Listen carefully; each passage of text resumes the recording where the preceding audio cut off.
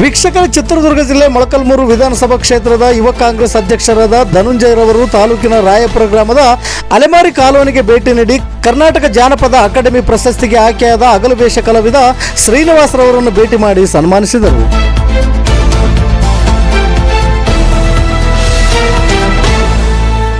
ಈ ಸಂದರ್ಭದಲ್ಲಿ ಕಾಂಗ್ರೆಸ್ ಯುವ ಘಟಕದ ಅಧ್ಯಕ್ಷರಾದ ಧನುಂಜಯರವರು ಮಾತನಾಡಿ, ಕರ್ನಾಟಕ ಜಾನಪದ ಅಕಾಡೆಮಿ ಪ್ರಶಸ್ತಿಗೆ ಆಯ್ಕೆಯಾಗಿರುವ ಶ್ರೀನಿವಾಸರವರಿಗೆ ಅಭಿನಂದನೆಗಳು ಮತ್ತು ತೀರ ತಳ ಸಮುದಾಯದವರ ಕಲೆಯನ್ನು ಗುರುತಿಸಿ ಪ್ರಶಸ್ತಿ ಪುರಸ್ಕಾರಗಳನ್ನು ನೀಡಿ ಗೌರವಿಸುವುದು ತುಂಬ ವಿರಳ. ಈ ನಿಟ್ಟಿನಲ್ಲಿ ನಮ್ಮ ತಾಲೂಕಿನ ಜಾನಪದ ಕಲಾವಿದರಾದ ಶ್ರೀನಿವಾಸರವರನ್ನು ಗುರುತಿಸಿ ಪ್ರಶಸ್ತಿ ನೀಡಿರುವುದು ನಿಜಕ್ಕೂ ಹೆಮ್ಮೆಯ ವಿಷಯ. ಹಾಗೂ ಬಿ ಶ್ರೀರಾಮುಲು ಅವರು ಶಾಸಕರಾಗಿದ್ದಂಥ ಸಂದರ್ಭದಲ್ಲಿ ಈ ಸಮುದಾಯದ 90 ಕುಟುಂಬಗಳ ನಿವೇಶನಕ್ಕಾಗಿ ಮೀಸಲಿರಿಸಿದ 4 ಎಕರೆ ಜಾಗದಲ್ಲಿ ಇದುವರೆಗೂ ಇವರಿಗೆ ನಿವೇಶನಗಳನ್ನು ಹಂಚಿಕೆ ಮಾಡದಿಲ್ಲದಿರುವುದು ನಿಜಕ್ಕೂ ವಿಪರ್ಯಾಸ. ಹಾಗಾಗಿ ನಿಮ್ಮ ಸಮುದಾಯಕ್ಕೆ ಸರ್ಕಾರದಿಂದ ಬರುವ ಸೌಲಭ್ಯಗಳ ಜೊತೆಗೆ ಈ 4 ಎಕರೆಯಲ್ಲಿ ನಿಮ್ಮೆಲ್ಲರಿಗೂ ಕೂಡ ನಿವೇಶನಗಳನ್ನು ಕೊಡಿಸುವಂತ ಪ್ರಾಮಾಣಿಕ ಪ್ರಯತ್ನ ಮಾಡುತ್ತೇನೆ ಎಂದು ಭರವಸೆ ನೀಡಿದರು.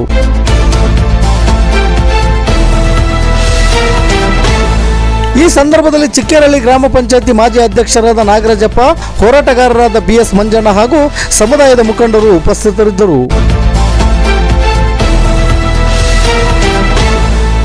ಮೊಳಕಾಲ್ಮೂರು ತಾಲೂಕು ವರದಿಗಾರರು ಸೋಮಶೇಖರ ಭಟ್ರಳ್ಳಿ. ಇದು ಗರುಡ ನ್ಯೂಸ್. ನಾನು ಮಲ್ಲೇಶ್ ಕಮತೂರು.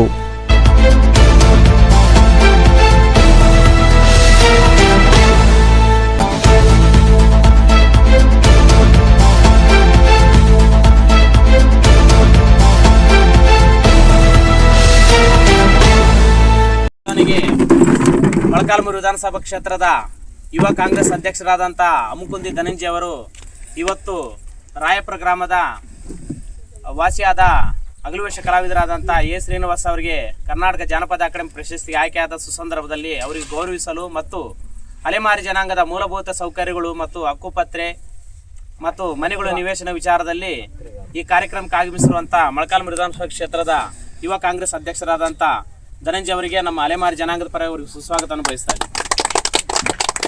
ಬಂಧುಗಳೇ, ಇವತ್ತು ಉದ್ದೇಶ ಏನಂತಂದರೆ, ರಾಯಪುರ ಗ್ರಾಮದಲ್ಲಿ ಸುಮಾರು 9 ರಿಂದ 8 ವರ್ಷಗಳಾಯಿತು ಅಲೆಮಾರಿ ಕಲೆಯನ್ನು ಸ್ಥಾಪನೆ ಮಾಡಿ 4 ಎಕರೆ ಜಮೀನಲ್ಲಿ ಸಿದ್ದರಾಮಯ್ಯ ಬಡಾವಣೆ ಅಂತೇಳಿ ಸಚಿವ ಹೆಚ್ಚಾಂಜನ ಇದ್ದಂಥ ಸಂದರ್ಭದಲ್ಲಿ ಇದು ಘೋಷಣೆ ಆಗಿರುತ್ತದೆ.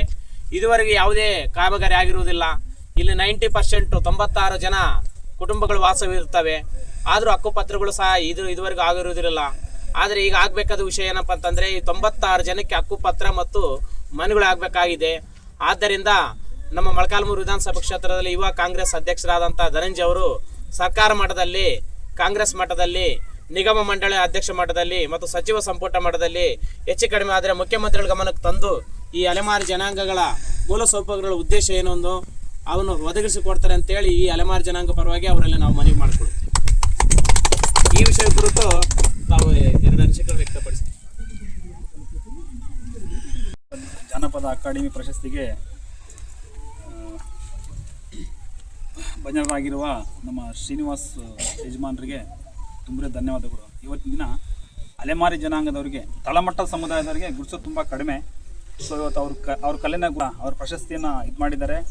ಅವರ ಜೀವನ ರೂಪ ತುಂಬ ಕಷ್ಟದಲ್ಲಿದೆ. ಅವ್ರಿಗೆ ಪಾರ್ಶ್ವವಾಗಿ ಅವ್ರ ಜೀವನ ನಡೆಸೋದು ತುಂಬ ಕಷ್ಟ ಇದೆ. ಸರ್ಕಾರದ ಕಡೆಯಿಂದ ಅವ್ರಿಗೇನು ಬರ್ತಕ್ಕಂಥ ಸವಲತ್ತನ್ನ ನಮ್ಮ ಕಡೆಯಿಂದ ಏನಾಗುತ್ತೋ ಅಷ್ಟು ನಾನು ಮಾಡಿಕೊಡ್ಲಿಕ್ಕೆ ನಾನೊಂದು ಭರವಸೆಯನ್ನು ಕೊಡ್ತೇನೆ. ಎರಡನೇದಾಗಿ ಇಲ್ಲಿ ಎಷ್ಟು 2016ನೇ ಇಸ್ವಿಯಲ್ಲಿ ಈ ಅಲೆಮಾರಿ ಜನಾಂಗದಾಗೆ 90 ಕುಟುಂಬಗಳಿಗೆ ನಿವೇಶನ ಒದಗಿಸುವುದಾಗಿ ಶ್ರೀರಾಮುಲು ಅವರ ಶಾಸಕರಾಗಿರ್ತಕ್ಕಂಥ ಸಮಯದಲ್ಲಿ 4 ಎಕರೆ ಜಮೀನನ್ನು ಮಂಜೂರು ಮಾಡಿರ್ತಾರೆ. ಆ 4 ಎಕರೆ ಜಮೀನಲ್ಲಿ 90 ಕುಟುಂಬಗಳಿಗೆ ನಿವೇಶನ ಮಾಡಲಿಕ್ಕೆ ಅನುಮತಿ ಮಂಜೂರಾಗಿರ್ತದೆ. ಇವತ್ತಿನವರೆಗೂ ಇವರಿಗೆ CC ರಸ್ತೆ ಮಾಡಿದ್ದಾರೆ, ಚರಂಡಿಗಳು ಮಾಡಿದ್ದಾರೆ, ಬಟ್ ಮನೆಗಳು ನಾಪತ್ತೆ ಆಗಿದೆ. ಆ ಅನುದಾನ ಎಲ್ಲಿ ಹೋಗಿದೆ ಅಂತೇಳಿ ನನ್ನ ಮೊದಲನೇ ಪ್ರಶ್ನೆ. ಎರಡನೇದಾಗಿ ಈಗ ನಿಗಮ ಮಂಡಳಿ ಅಧ್ಯಕ್ಷರ ಹತ್ರ ಮಾತಾಡಿ